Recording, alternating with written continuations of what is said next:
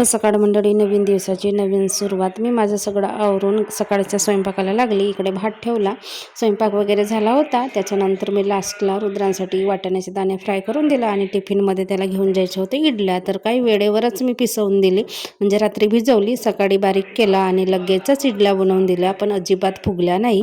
तो गेला शाळेमध्ये आणि शाळेमध्ये सोडायला तर ह्याची सगळी मित्रमंडळी येते. त्याच्यानंतर मी त्यांना घेऊन येते. मग काय भांडे कपडे होते ते धुवून घेतले. आणि इथे बघा गुलाबाचं फूल किती टवटवीत दिसतो. किती दिवस झाली आता याला, जवळपास 25 दिवस झाली, तरीसुद्धा टवटवीत दिसतो. एवढं म्हणा की धूळ बसली त्याच्यावरती.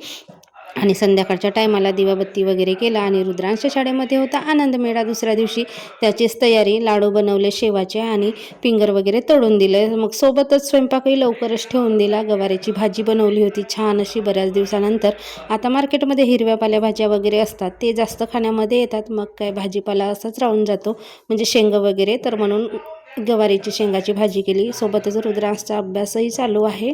आणि रुद्रांशचे पप्पा आले तितक्यात त्यांनी खायचं काय काय आणलं होतं. क्रीम रोल, टोस्ट, ब्रेड आणि पहिल्यांदाच हे आणलं होतं वालनट रोट. याची चव अजिबात माहीत नव्हती आणि मी बघितलं पण नव्हतं जवळून, असं म्हणजे हातात वगैरे घेऊन असं बघितलं होतं, पण हातात घेऊन नाही बघितलं होतं कसं लागते काय लागते.